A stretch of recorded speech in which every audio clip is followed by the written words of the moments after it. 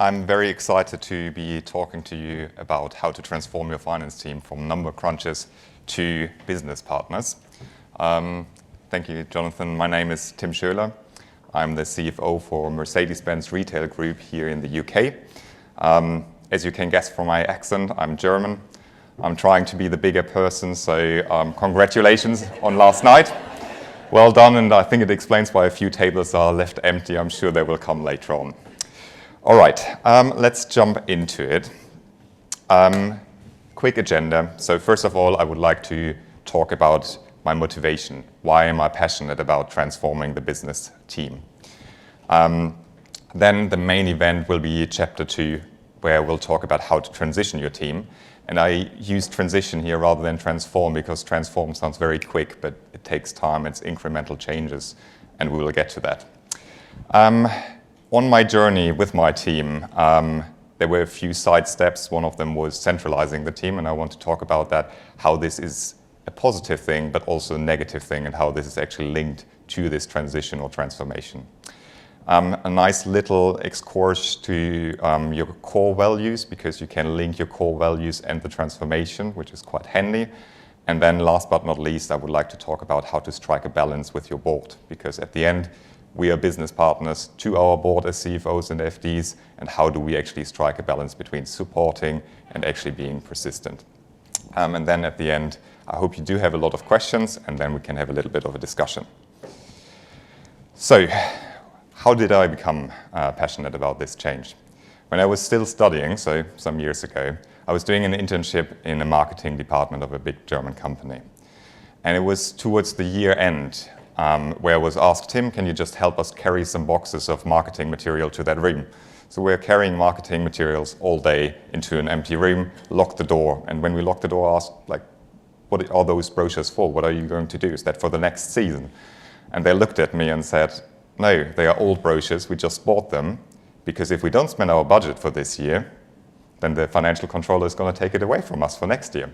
And looking around, a lot of you are nodding and smiling. That is something that we do encounter.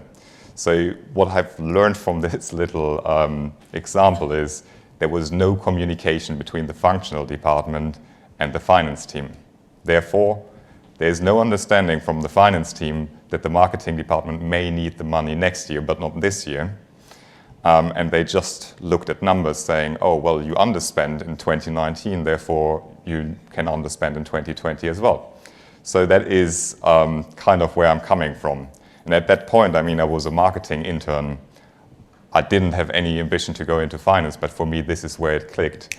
I do want to make a difference, because I think most of us are here because we hate wasting money. Not trying to sound stingy, but we would like to add value for the company. We don't want to just spend money for the sake of spending it. We want to make sure that it actually is going to use. And this is why I'm really passionate about it, and this is why I actually, in my career, always have been trying to go to a business partnering approach. Going to a few examples just to see if they resonate with you, if that is something that you've heard before. So let's say you present something, you present to your sales director and you say, I think I have an idea how we can make this more efficient. They will look you deadly in the eye and say, well, you've never been in sales. You don't know what you're talking about. And let's dissect that for a second, because actually what they are saying is, I hear you, you make a valid point, but I'm supposed to be the expert in that field, and I can't take your recommendation because that would make me look weak. Therefore, I just use an easy exit. I'm saying, well, you don't know. You have never been in sales. How would you know? Then the second one is also a bit of a tricky one, and I'm sure you've heard that as well before. You have one of your operational directors saying, like, I don't really know why we're not on target. Well, just ask Cheryl and what she has done with her accounting team. So what they're referring to is it's not their numbers, it's not their financials. So they don't have to understand their financials. They're just focusing. I'm focusing on sales. I'm a sales director. No, you're in charge of the bottom line as well. You're there to add value to the company. But therefore, they just deflect this, and they just put it on Cheryl and her team, saying like, well, I don't know. They do their black magic, and I've got nothing to do with me. And then the last one is, okay, Dave, you run the numbers, and we will decide. And the we doesn't include poor Dave in that example, because what quite often happens, and I've seen it throughout my career, is you sit in a board meeting, there's a CFO, everybody's discussing, all operational directors are discussing, and then they just look at Dave, say, Dave, you make a business case, and then we will decide. So they exclude Dave, saying, you're just a numbers cruncher, you're just put in a box, you got nothing to do with the operations. And that's, I'm not sure if those resonate with you, but for me, I've seen something like this a lot throughout my career. I've heard it from a lot of people I've been talking to. And this is something I'm very passionate about, to fight that, to actually make sure we all work together as a team to actually add more value to the business. Good, well, let's jump into the main topic. So I will spend most of the presentation on the second chapter. Oh, my apologies. Did need to double click, so apologies. So what are business partners in finance? Is that a new trend? Is that something that has existed longer? Well, we all know business partner usually from HR. We've heard it a lot of times. Most HR functions now have HR business partners. And the idea was HR needed to be incorporated or included into the entire business, and therefore add more value to the business by understanding how the business works, and therefore then supporting the business as best as they can. On the finance side, and I'm quite curious to find out a little bit more about you later in discussions, there's not that many people yet that are called dedicated business partners. There's more and more, so if you're going now on Indeed or LinkedIn, you will find 100 job ads in the UK for finance business partners, but I guess in most functions it's fairly unheard of still. In Germany, we do separate usually between accounting and controlling, and for us, controlling is what you would most likely translate into management accountants. So this is something where you actually steer the business, where you benchmark, where you do all of that. There's also, on the educational sector, you can see that there's more and more finance degrees which are actually including the words business partnering, but it is still very, very early doors, so you won't see much of that. The overall idea is you want to go away from back office to become part of the business. Doesn't matter if that is a business partner in finance or in HR or wherever. It's the idea that we need to work together as one team to bring the company forward. So what is a business partner in finance? For me, there's a few points on that slide, but there are a few, like two of them are very, very important for me. For me, the first one is you want to link your finance team, your finance department with the operations. You want them to be part of their team as much as part of the finance team. But I always say there shouldn't be any us and them, there should be a joint us. And I know it is easy to say that in a presentation, and it's so much harder to live it in real life, and we'll see that later on. It is a long journey. But how do you actually get there? For me, the number one priority here is excellent interpersonal skills. And I'm sure you all have been working in the finance side of the business for a long time, and you most likely have seen accountants who have been doing this for 30 years, and they have been locked in a room and been put in the numbers box, and they have been fulfilling this role of being in a numbers box. Therefore, maybe, so no offense, but maybe some of them may lack the excellent interpersonal skills. What do I mean by interpersonal skills? The idea is to really be a partner to the operational colleagues, and for that you need to be very open, you need to make yourself very vulnerable. We'll talk about this later as well. What is the idea, what the business partner can add to the business? I think the main topic is to provide insights, not just dump data on your colleagues. I've seen, in my career, I've seen management reports which were black and white print, 70 pages. Have you seen something like this? And then you hand it over to your business partners, to your operational partners, and they look at it as like, well, I'm not really sure what to do with this. So the idea is you want to create reports and you want to create benchmarking. You want to simplify complexity. You have all the data, you have all the knowledge, but you need to narrow it down to a few key points that people actually can work with. And sometimes it's as easy as using some color. Like if the 70 pages are at least green and red, if they're positive or negative, does help a little. It's the small things. Put in some graphs to show different sides, how they're actually comparing as a benchmark against each other. And then another one, which is, I think, quite trending right now, is the growth-focused mindset. For me, I'm going to very oversimplify what that means to me. For me, a growth-focused mindset means I see there is a problem, and I know I can learn the skills to get to solve this problem. It is the belief that you can overcome whatever you want to overcome, rather than saying, oh, well, we've never done this, I'm not going to touch it. Then I mentioned outcome-oriented as well. And for me, outcome-oriented is that you take out the personal component of it. It's not saying, you have done something wrong, you have done something wrong. It is about saying, we do have a problem, and we would like to solve this problem. Let's focus on the outcome. I'm not interested in finger pointing. It's not getting you anywhere. And ultimately, if all of these points are fulfilled, the finance business partner should be part of the decision-making process. No more, Dave, you run the numbers, we'll decide. It will be, Dave, you looked at the numbers. What's your opinion? What do you want to talk about? What should we decide? Before I continue, can I have a show of hands of how many of you think that they could increase or improve their business partnering approach within their department? Okay, that's a few. Can I rephrase that question? How many of you believe that your operational colleagues think that your team could improve being a business partner? Yeah, it's a few more, isn't it? So I think quite often we think, yes, we are already there, but if we actually are open for feedback and ask our operational colleagues, they may tend to disagree. And what you just did there is you went out of your comfort zone. You just admitted that maybe you think you don't need to change it, but your colleagues do think, oh, I'm actually not, tell me next time if I didn't click, sorry.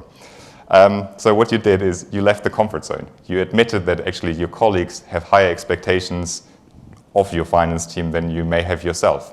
So that's a very, very good point. You already started the journey. You left the comfort zone, you admitted you need to do something. What you did there is you made yourself vulnerable. And I think we all need to do this more often in business context. We all make mistakes, we're all human, but we need to push ourselves to allow that for other people to see that we're vulnerable, because that will always help. So that is how you leave the comfort zone for yourself. But how does that impact other people? It impacts your team. Because basically what you're saying is, well, you have been an accountant for 30 years. What you have been doing is not good enough anymore. Of course, you would never phrase it like this, but this is how they will perceive it. So you will need to be very, very clear that this will provoke some emotions in your team. And we will talk about this later on, and I said it at the beginning, it won't be an easy change. It's not something you switch on, you change the job title of someone, and they're a business partner. Well, it's on the paper, it should be fine. No, it will take a lot of work. And then ultimately, it is also leaving the comfort zone for your operational colleagues. Why is it leaving the comfort zone for them? You're offering something new to them. Why would that make them leave their comfort zone? Well, as I said earlier, they quite often would use the easy defense saying, well, it's not my numbers, we've got nothing to do with it. You actually put them in charge. You make them responsible for their figures. There's no more excuses, nothing to hide from anymore. So actually, even for them, there is work and effort going in. Therefore, also they need to leave their comfort zone. And ultimately, if you do it right and you provide insight and benchmarking, they will also need to change their operations because they are not perfect. Everyone can improve, but you need to admit it first. So this is a long journey. And you need to make sure that all the three groups that I've just mentioned are on board from the beginning on. It's no good that you now start writing down what your strategy is to do the business partnering.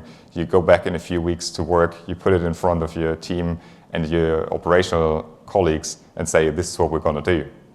You already lost them, but we'll talk about this in a second.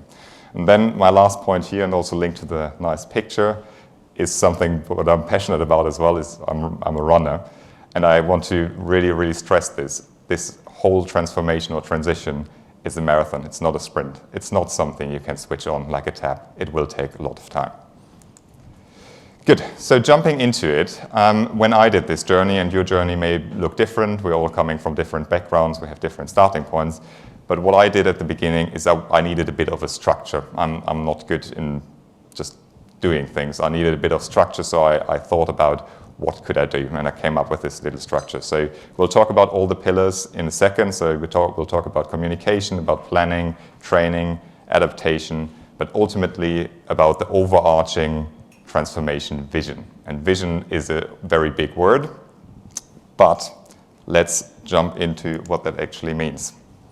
So for me, a vision is really, really important to link to the 3 questions I put on here. The why. Why do you have this vision? It is not because headquarters told you that you need to change your finance team. No, you have a vision, you want to change something. You're passionate about something. Maybe you have a story to tell that you've experienced. Like I had at my introduction, told you about this experience. This made me wanting to be a business partner to the business all the time. What is the origin of it? Do you have any examples? Bring it to life.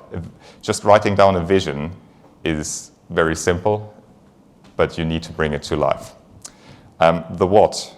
Well, that's the content. For me, it was I want my finance team or our finance team to add more value to the business. Very simple, very vague. Could mean nothing, could mean a lot. And I think a vision needs to be broad. I think what we quite often do when we define something, we go into details and kind of already map out the strategy and try to put it all into one sentence, and then nobody will ever be able to tell you what the vision is. They will always forget it. It's very, very complicated. Keep it short and simple. It doesn't need to be about adding more value. It can be about something else, but keep it very simple so everybody knows what you're talking about. And now talking about people again, the who. Who is going to be involved? And we already touched on the stakeholders earlier. And then how will they benefit from it? Because I said on the last slide, it is leaving the comfort zone for all parties involved, yourself, your team, your operational colleagues. You need to make sure that they know what they gain from it. For yourself, I think you already know what you're gaining from it, otherwise you wouldn't start it. But for your team, you need to show them what is in it for them. So for example, some accountants feel left out of the decision making. It's like, oh, they decided that, but that's not what I would have proposed. Show them that they can be in charge, that they actually can make a difference, that some people want to make a difference. People don't come to work to just crunch some numbers and go home. They want to be part of something. For your operational colleagues, it should be very clear why it is good to have you as business partners, but it's also an intrusion of their area of expertise. So map out for them how you can help them, how you can improve their lives, how they can easier reach their targets, how they can easier understand the benchmarking between their sites instead of just doing it with a gut feeling like, oh, I know this site always messes something up. No, you will have facts, you will have something to look at. Communication.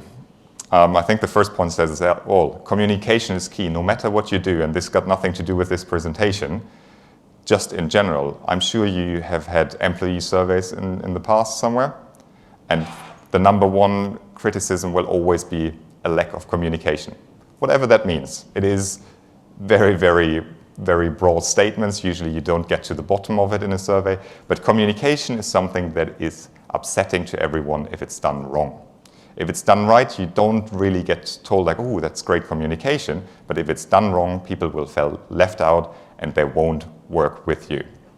So you need to make sure that all your stakeholders are always involved. You need to make sure that the vision that we are just talking about is their vision, not just yours.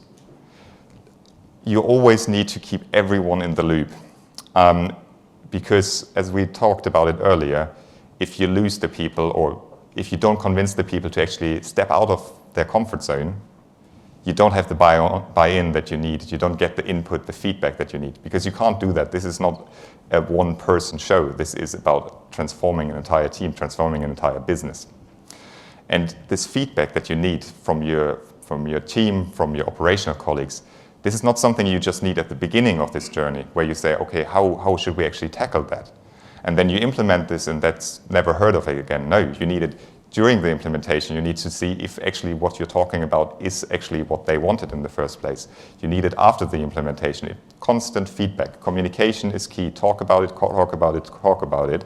Because, and that's my last point here, rather over-communicate than under-communicate. How many times have you heard from an employee that they're upset because they haven't been copied into an email of Very, very marginal topic, isn't it? But they feel left out. Don't make sure that you don't have anyone who feels left out. Make sure everybody is included. So how do we then set up a plan? Just talked about communication and feedback. I'm a massive believer of feedback. You need to make yourself vulnerable to receive that feedback, because ultimately at the beginning what you will get is, no, I don't like how this is working. Oh, you've never done this. It will be a bit of this. Take this as something positive. If people share it with you now, you can act on it, you can make it better. If people just say it behind your back because you never ask for it, not great.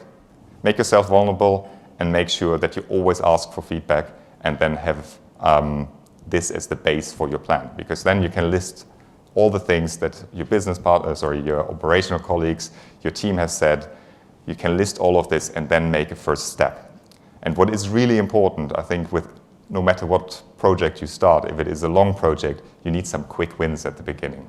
You need something that convinces the people that it's worthwhile to actually follow through this entire painful process where there are ups, but also a lot of downs. So you need to find some quick wins. But if you take feedback at the beginning and you list all the things that people want to change, sometimes it's as easy as we said earlier. Put some red and green into your management accounts. It's a quick win. The management accounts will change later anyway, but start with something small. Say, look, we've done something. Don't overdo it because, well, you just changed the colors, but something for the people to see. When we talk about laying out a timeline for this project, ask your team for feedback. Don't say like, I need this done by the end of the year. If we're not doing this, we will lose everyone. No, ask your team what they think is achievable, because it's not just their vision, it should also be their strategy. And if you put a timeline on something that they don't believe on, you will never get anywhere. Something I believe is really important is to actually document all the steps and actually also the responsibilities, because if you talk about a vision at the beginning, which is very fluffy and vague and hard to grasp, you need to make sure that you have something tangible, and you're also, not everyone is talking in a group discussion about, oh yeah, we should do this, we should do that. Who is doing this? When are they doing it? Write it down and make sure there is something actually that you can have some touch points on to understand how it's going and that you're actually moving forward. Once you have this timeline, feel free to share it with your stakeholders, with your operational colleagues, because they want to know what's happening. They need to be included, because here, once again, you don't want to just prepare something and then just dump it on their table and run away and say, oh, that's it. No, you want to be in a discussion with them. So give them a bit of a feeling what the timeline looks like. Let's talk about training for a second. Well, we already touched on it, that it needs excellent interpersonal skills, for example. I'll touch it at the end, sorry. When you start getting feedback from your team about what needs to be implemented, you can also ask them, do you feel comfortable implementing these things, or where do you think there is something you will struggle with? Because a lot of your people will know why they are not business partners right now. Maybe they don't have the confidence, maybe they don't have the Excel skills, whatever it may be. With this feedback you get from your team to see where the bottlenecks, skill bottlenecks for them are, overlay this feedback from your team with your own opinions and also with the feedback from your business partners. But then don't make the mistake to have this whole session in a group session. Do one-to-one, sit down with every person individually and say, like, I really want you to grow as a person on this one. I think there are some topics that we can work on. You yourself already told me you would like to work on this. I think there's something else you could benefit from. Talk about it, but make it private. You don't want to do this in front of a group, because that will agitate people. And then if there are formal trainings, like just, oh, you need to learn how to set up a PowerPoint or an Excel course, book the training. That's easy. That's a quick win as well, saying like, oh, we are upskilling our people. But try to use them also as multiplicators. So what we always try to do is when somebody in our team takes a training course, the week after they come back to our weekly meeting and they just in 5 to 10 minutes summarize what they've learned from the course, which is beneficial for them because they need to recap what they've learned. And it's also beneficial for the other ones because they can learn from the key points that they have been taken away from that training.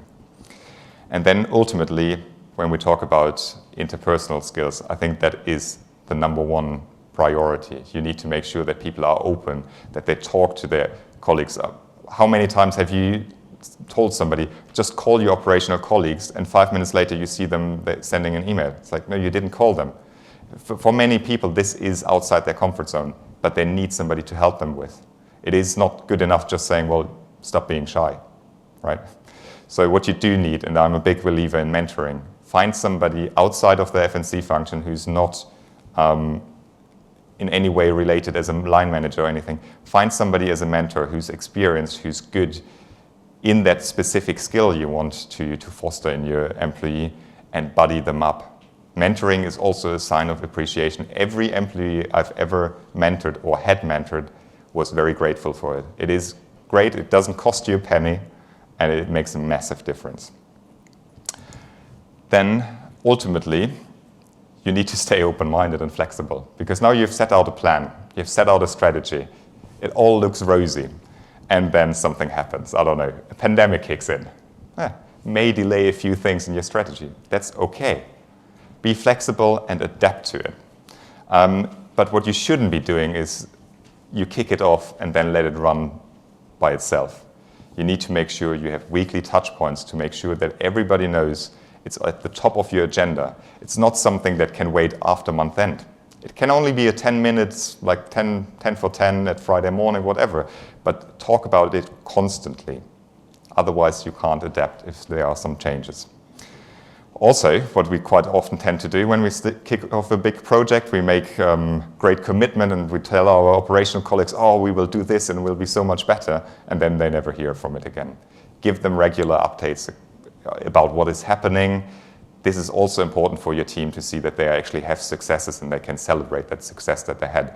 And as I said, at the beginning, you start with quick wins, changing some colors, putting a graph in. Easy. Talk to your counterparts in the operations about that. Well, if something isn't working, be honest. Nothing is perfect from the start. If something isn't working, go ahead and change it. There's no point of just like chasing something that is not happening. If for example, IT doesn't have the capability to set up whatever report you like, fine, then this report isn't happening. That doesn't mean your vision is compromised. It just means you're flexible and you're actually adapting it to the circumstances that you encounter. Which is the ultimate point on this slide. Don't be afraid to adapt. Don't be afraid to change and be flexible.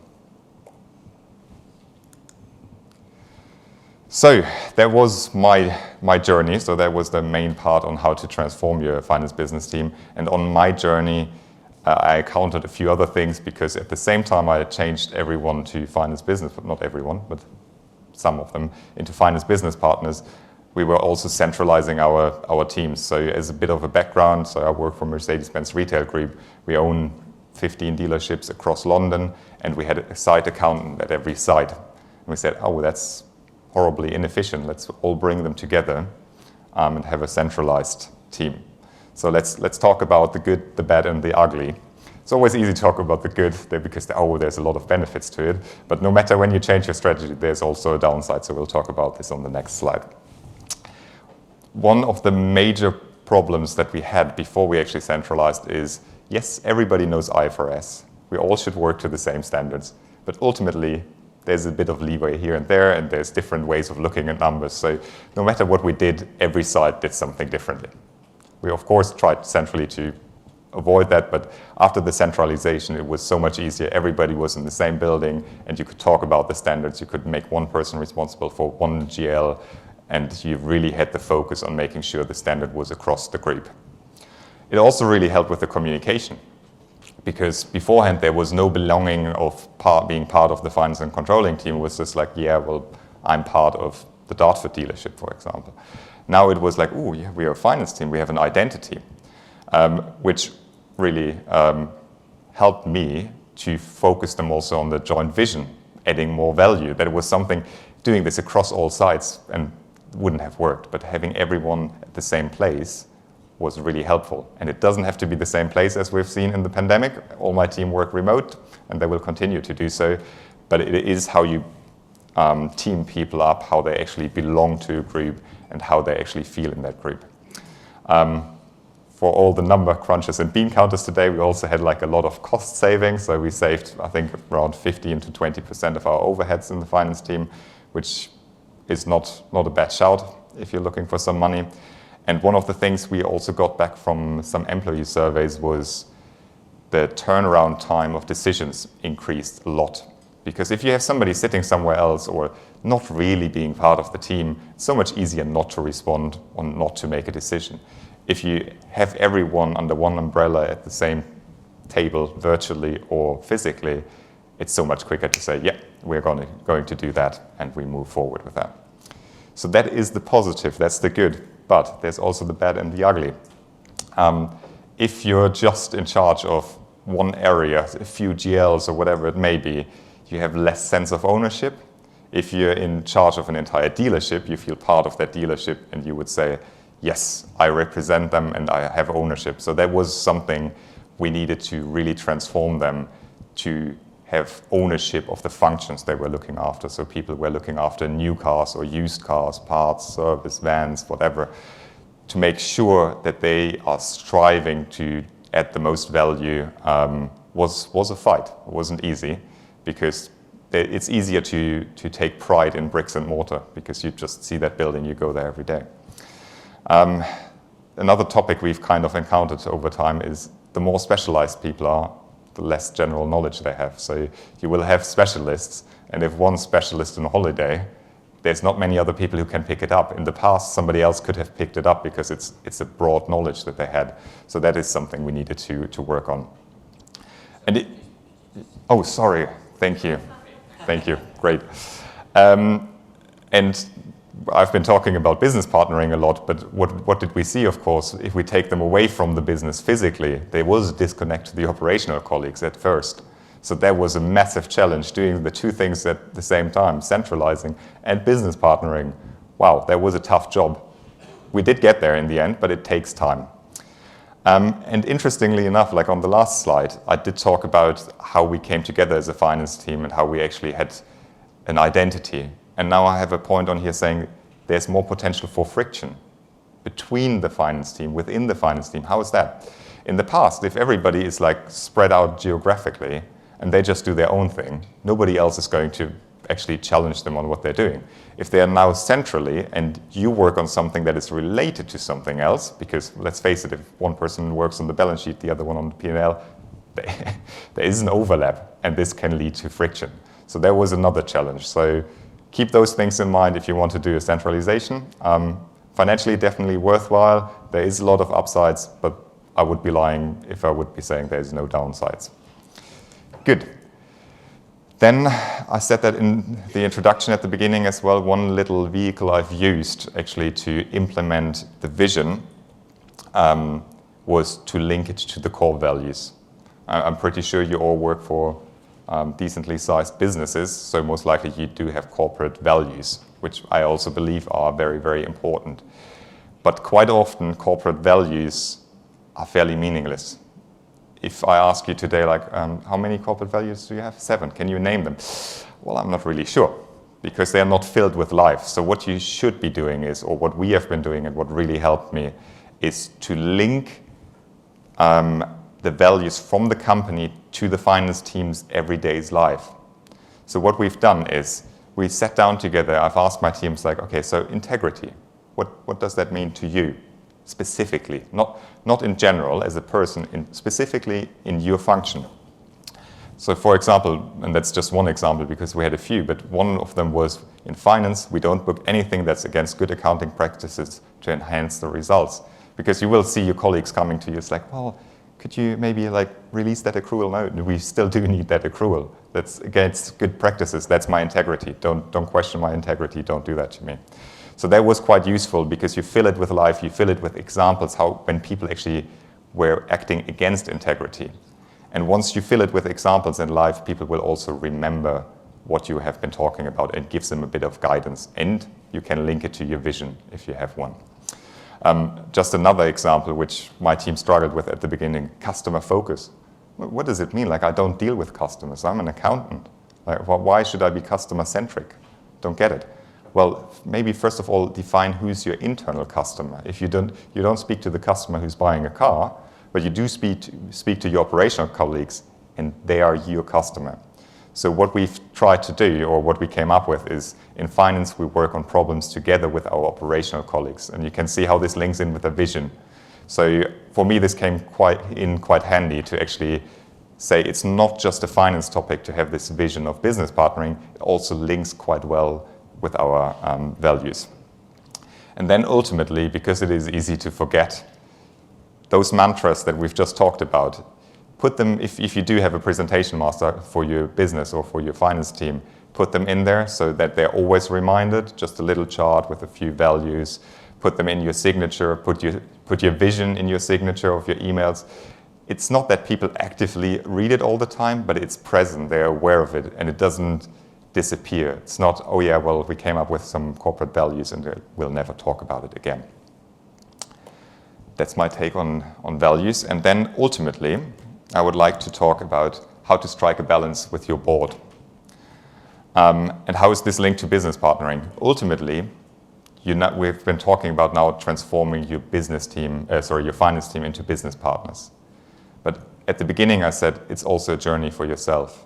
You also need to open up yourself. You need to be open to try to be the best business partner you can be for the business. And as I said in my vision, it is about adding value. So how can I, as a CFO, as an FD, group financial controller, whatever you are, how can I add most to the business? And why is this so difficult sometimes in the boardrooms?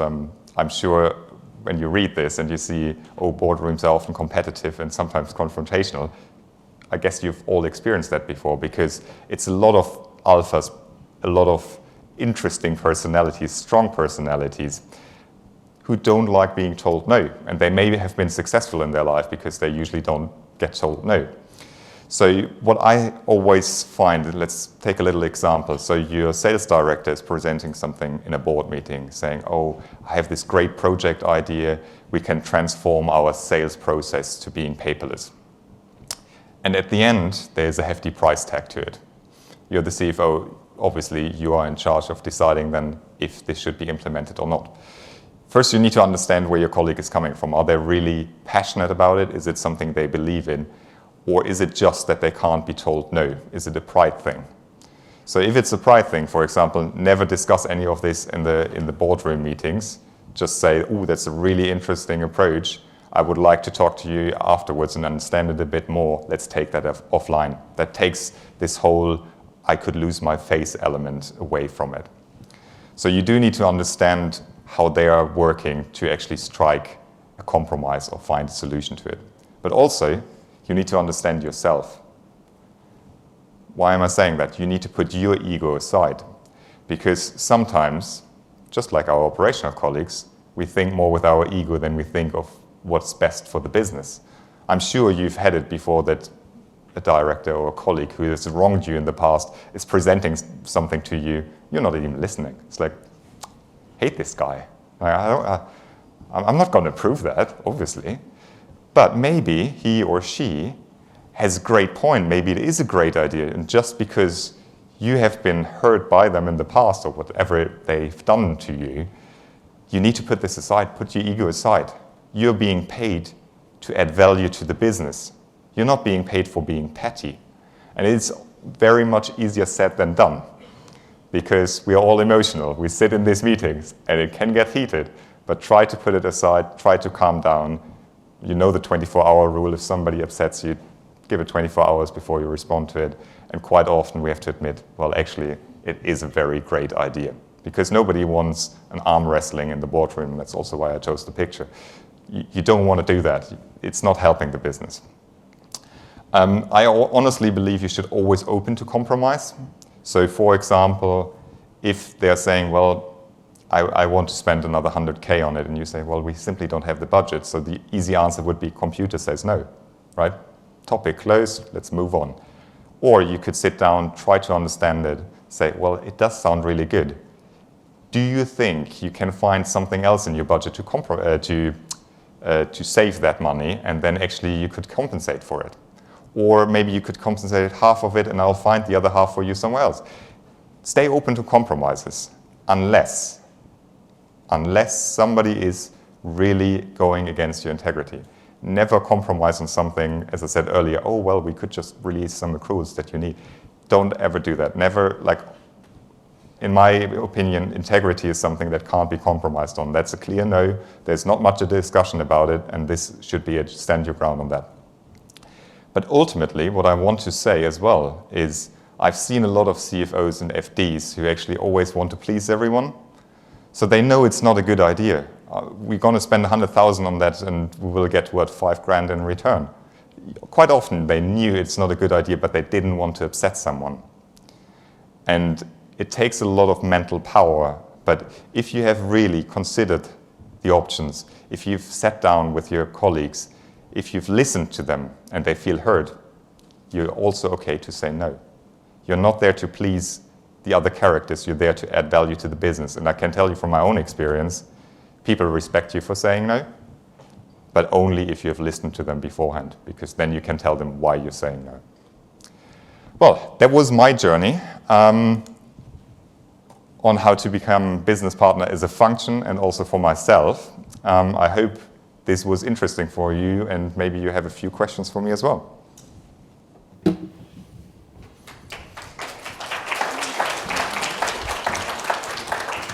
Thanks, Tim. I think that was really insightful, actually, and really commend you on the structure of the way that you've effectively put together a playbook, hasn't he, on how you can manage change. But would love to take some questions from you now.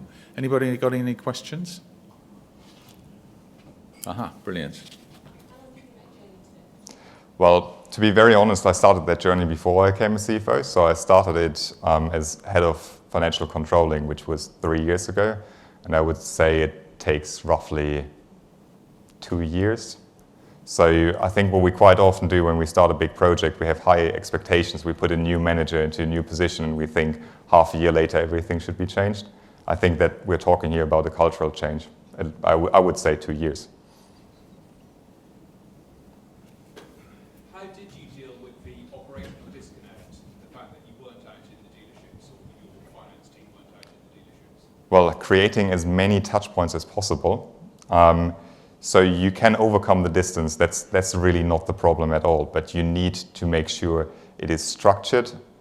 So what we found at the beginning is that then everybody was central. They didn't speak to their operational colleagues anymore. So you need to foster that. And it was a big challenge. At the beginning, sometimes I had to set up the meetings to make sure that they are talking to their operational colleagues.